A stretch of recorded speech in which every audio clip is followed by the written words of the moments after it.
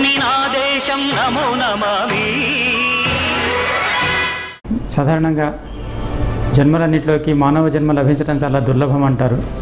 అలాంటి మానవ జన్మ లభించినా సరే పుణ్యభూమి అయిన భారతదేశంలో పుట్టడం అనేది ఎంతో పూర్వజన్మ సుకృతం ఉంటే తప్పించి సాధ్యం కాదని మన నమ్మకము. సో అలాంటి పుణ్యభూమి అయిన భారతదేశంలో ఇది నిజానికి చెప్పాలంటే ఒక మామూలుగా మాటల్లో వర్ణించనలవి కానటువంటి అత్యద్భుతమైనటువంటి దేశం మనది. మన సంస్కృతి కానీ, మన సాంప్రదాయాలు కానీ, మన ప్రాచీన వాంగ్మయం కానీ, మన జీవన విధానం కానీ, మన కోసం పూర్వీకులు ఎంతో శ్రమించి అన్వేషించి తప్పించి మనకు అందించినటువంటి అమృత రసగుళికలు, రత్నాలు, మణిమాణిక్యాలు లాంటి అనేక సత్య శోధనలు, స్మృతులు, శృతులు ఇలాంటివన్నీ తలుచుకుంటే ప్రపంచంలో ఏ దేశానికి, ఏ నాగరికతకు ఎవరికి లేనంత మహాసంపద ఉంది మనకి. పూర్వీకులు ఎంత సంపాదించి పెట్టారంటే ఆస్తి, మన దృష్టి లోపల ఆస్తి అంటే డబ్బులు లేకపోతే ఎంత కార్లు ఉన్నాయి, ఎన్ని మేడలు కట్టామన్నది కాదు. కేవలం మన భారతదేశంలో ప్రపంచంలో ఎక్కడా లేనటువంటిది మన భారతదేశంలో ప్రత్యేకమైనది ఏంటంటే ఆధ్యాత్మికత. ఈ ఆధ్యాత్మికత మనల్ని ఎంతగా జీవితంలో ఆనందంగా ఉండేట్టు చేస్తుందంటే ఎటువంటి దానికి చెల్లించని ఒక స్థితప్రజ్ఞత మనకు ఇన్బిల్ట్ మెకానిజం మనలో ఉందన్నమాట. అటువంటి దేశం మనది. అయితే ఒక్కసారి తలుచుకుని వెనక్కి తిరిగి చూస్తే ఒక గంగానది ఎలాగైతే తనను తాను శుభ్రపరచుకుంటూ ప్రవహిస్తూ ఉంటుందో ఇది గంగానది ప్రత్యేకత. ప్రపంచంలో ఇతర ఏ నదికి లేని ప్రత్యేకత అది. గంగానదిలో ఎంత మురికి, ఎన్ని మలినాలు, కాలుష్యాలు వేసినా సరే తనంతట తాను శుభ్రపరచుకుంటూ గంగానది పవిత్రంగా స్వచ్ఛంగా ప్రవహిస్తుంది. అంత ఈ ఇన్బిల్ట్ మెకానిజం, తనను తాను శుభ్రపరచుకునేటువంటి మెకానిజము ఒక భారతీయ సంస్కృతి, భారతీయ సమాజానికి, భారతీయ ధర్మానికే ఉంది. ప్రపంచంలో ఇతర ఏ ధర్మానికి లేదు. మీరు గమనిస్తే ఇతర దేశాల లోపల ఒక మార్పు రావాలంటే, ఏదైనా కొత్త మార్పు రావాలంటే అక్కడ విప్లవాలు జరగాలి, హింస జరగాలి. ఒక వర్గం వారు మరొక వర్గం వారితో పోరాడి గెలిచిన వర్గం వారు ఓడిన వర్గం వారిపై తమ అభిప్రాయాన్ని రుద్దటం, తమ ఆలోచనలు వారిపై రుద్దటం, వారిని తమలా మార్చడం కనిపిస్తుంది. కానీ భారతీయ ధర్మంలో మార్పులు అనేవి ఒక స్వచ్ఛంగా, ఒక స్వాభావికంగా వస్తాయి. ఇక్కడ మార్పులు రావాలంటే విప్లవాలు అవసరం లేదు, ఇక్కడ మార్పులు రావాలంటే హింస అవసరం లేదు. తనను తాను శుద్ధి చేసుకుంటూ ఒక ఎలాగైతే గంగానది ప్రవహిస్తుందో అలా నిరంతరం ఒక సజీవ నదిలాగా అనంతకాలం నుంచి ప్రవహిస్తుంది ఈ భారతీయ ధర్మం. ఎప్పుడైతే ఈ బౌద్ధ ధర్మం వల్ల మొత్తము భారతీయ సమాజం నష్టపోయే పరిస్థితి వచ్చిందో తిరిగి హైందవ ధర్మాన్ని నిలపడానికి శంకరాచార్యులు ఉద్భవించారు. శంకరాచార్యుల సిద్ధాంతాలని మిస్ఇంటర్ప్రిట్ చేసి వాటి వల్ల సమాజానికి కాస్త నష్టం కలిగేటువంటి పరిస్థితి వచ్చిందో అప్పుడు రామానుజాచార్యులు ఉద్భవించారు. తర్వాత మధ్వాచార్యులు, వల్లభాచార్యులు ఇలా మనం గమనిస్తూ పోతుంటే ఎక్కడెక్కడ ఒక కోర్స్ కరెక్షన్, ఈ ధర్మానికి కోర్స్ కరెక్షన్ అవసరమైందో అప్పుడప్పుడు మహానుభావులు ఉద్భవించారు. ఒకసారి వెనక్కి తిరిగి గమనిస్తే ఏ ప్రాంతాల్లో ఇస్లామీయులు అడుగు పెట్టారో అక్కడక్కడ మొత్తం అనేక మహానాగరికతలను కూడా సమూలంగా నాశనం చేసినటువంటి చరిత్ర ఇస్లామీయులది.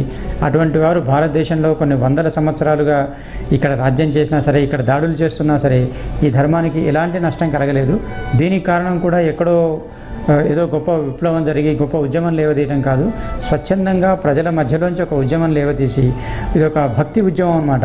సామాన్యులకు అర్థమయ్యేటువంటి అభంగుల ద్వారా లేకపోతే గీతాల ద్వారా, కీర్తనల ద్వారా ప్రజానీకానికి మొత్తం ప్రచారం చేసి ప్రజల్లో తిరిగి భారతీయ ధర్మం పట్ల ఒక నమ్మకాన్ని, విశ్వాసాన్ని రగిల్చారు. కానీ ఇప్పుడు అనేక దుష్ప్రచారాల వల్ల ఈ క్యాస్ట్ అనేది ఒక రిజిడ్ సిస్టమ్ అయిపోయి అగ్రవర్ణాల ఆధిపత్యం అని, దళితుల ఇవని, వీటన్నిటికీ వెనకాల ఒక కుట్ర, మన భారతీయ ధర్మాన్ని సంపూర్ణంగా దెబ్బతీయాలనేటువంటి కుట్ర తరతరాలుగా అనేక వందల సంవత్సరాలుగా జరుగుతూ వస్తుంది.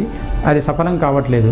ఆ సఫలం కావటం కోసం ఈనాడు అన్ని రకాలుగా మన ధర్మంపై దాడి జరుగుతోంది. ఈ ధర్మాన్ని మార్చాలనేటువంటి, మొత్తం సమూలంగా నాశనం చేయాలనేటువంటి అనేక కుట్రలు జరుగుతున్నాయి. ఆ కుట్రల్లో భాగమే ఈనాడు మనం మన చుట్టూ చూస్తున్నటువంటి దేశభక్తి రాహిత్య భావన. ఎలాంటి ప్రచారం జరుగుతుందంటే దేశభక్తి అనేటువంటి పదమే ఒక భూతు పదంలాగా నాకు దేశం లేదు, నేను విశ్వమానవుణ్ణి అని ప్రచారం చేస్తూ అనేక సంకుచితత్వాలు ప్రదర్శించడం, ఒక అభ్యుదయ భావంలాగా ఈ ధర్మాన్ని నిందించడం, ఈ ధర్మంలో ఉన్నటువంటి అనేక చిన్న లోపాలని ఎత్తి చూపించి పెద్దవిగా ప్రకటించి ధర్మంపై దెబ్బతీయడం అనేదాన్ని, ధర్మం మీద విశ్వాసాన్ని సడలించడం అనేది ఒక ఉద్యమంలాగా సాగుతోంది. మన కళ్ళ ముందే చూడొచ్చు. దీనికి ప్రధాన కారణం ఏంటంటే నిజానికి బ్రిటిష్ వారి పాలన ఆధిపత్యంలో ఉన్నప్పుడు కూడా ఈ సంస్కరణ మనలోంచి మనకే వచ్చింది.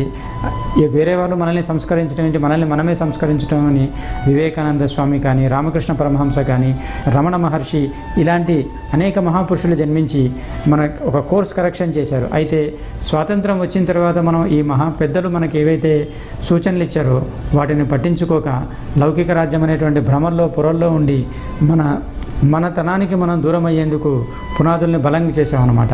నిజానికి గమనిస్తే ఎప్పుడైతే మన దేశంలో ఈ ప్రజాస్వామ్యము, ఈ విద్యా వ్యవస్థ ఇటువంటి ప్రవేశపెడుతున్నారో అప్పుడు బ్రిటిష్ ఫిలాసఫర్స్ కానీ, బ్రిటిష్ ఇంటలెక్చువల్స్ కానీ ఇది ఈ దేశానికి నాశనానికి దారితీస్తుంది అని హెచ్చరించారు కూడా. మన దేశంలో ఉన్నటువంటి పరిస్థితులు ఏంటంటే ఎవ్రీ విలేజ్, ప్రతి చిన్న గ్రామము, ప్రతి చిన్నటువంటిది ఇది కూడా ఒక సెల్ఫ్ సఫిషియెంట్ వ్యవస్థ, ఎవరి మీద ఆధారపడకుండా స్వచ్ఛందంగా ఉండేటువంటి వ్యవస్థ మనది. ఆ వ్యవస్థని కూలదోసి ప్రతి ఒక్కడు మరొకటి మీద ఆధారపడి ప్రభుత్వం మీద ఆధారపడేటువంటి వ్యవస్థని తయారు చేయడం వల్ల ఈరోజు ఉద్యోగం లేకపోతే గడవలేని పరిస్థితి వచ్చింది. సో ఇలా ప్రతి ఒక్కడు ప్రభుత్వం మీద ఆధారపడేటువంటి, ప్రభుత్వం ఏ పైనైతే చెప్తారో అది చదివితేనే వాళ్ళకు ఉద్యోగం అని మొత్తం మన విద్యా విధానం లోపల భారతీయ ధర్మ ద్వేషాన్ని నింపి మనల్ని మనకు దూరం చేయడం ఇది కొన్ని వందల సంవత్సరాలుగా జరుగుతూ ఈనాడు ఎలాంటి పరిస్థితి వచ్చిందంటే ఈ దేశం మీద దాడి చేసిన వాడు మనకి గొప్పవాడు, ఈ దేశాన్ని రక్షించేందుకు ప్రాణాలు అర్పించేవాడు మనకు పనికిరానివాడు, వాడిని పట్టించుకోము. పైగా మన ఆస్తుల్ని సంరక్షిస్తూ మన కోసం అహర్నిశలు శ్రమించే పోలీసులు మనకి శత్రువులు, లేకపోతే నక్సలైట్లతో పోరాడు ప్రాణాలు విడిచిన వాళ్ళ కన్నా అనేక మందిని చంపి ప్రజల ఆస్తుల్ని ధ్వంసం చేసిన నక్సలైట్లు గొప్పవాళ్ళు, వాళ్ళు చనిపోతే ఏమో మానవ హక్కులని, ఇతరులకి హక్కు లేనట్టు ప్రవర్తించడం. ఇదంతా ఏంటంటే ఈ దేశం మీద, ఈ ధర్మం మీద జరుగుతున్నటువంటి ఒక మహాకుట్ర. ఇది ఈరోజు ప్రారంభమైంది కాదు, కొన్ని వందల సంవత్సరాలుగా పలు రూపాల్లో వస్తోంది.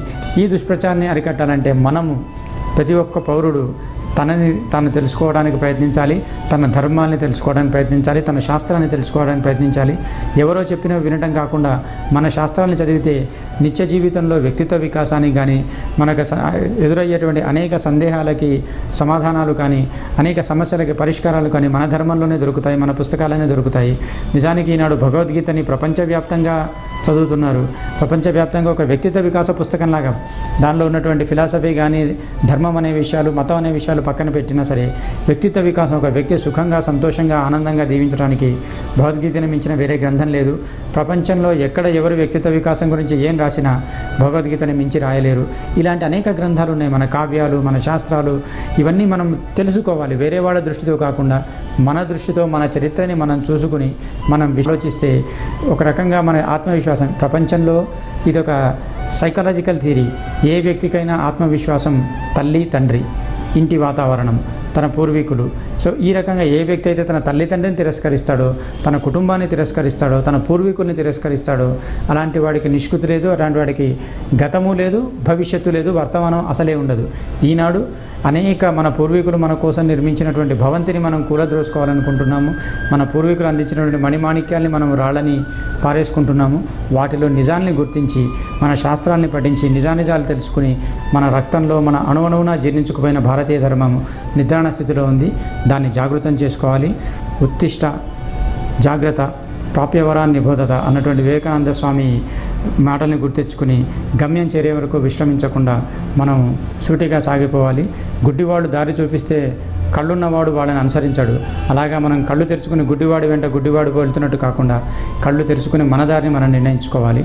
అప్పుడే మనం భారతదేశం పుణ్యభూమి అవుతుంది. పుణ్యభూమి కళ్ళు తెరు అనేటువంటి రచనలకి ఆస్కారం ఉండదు.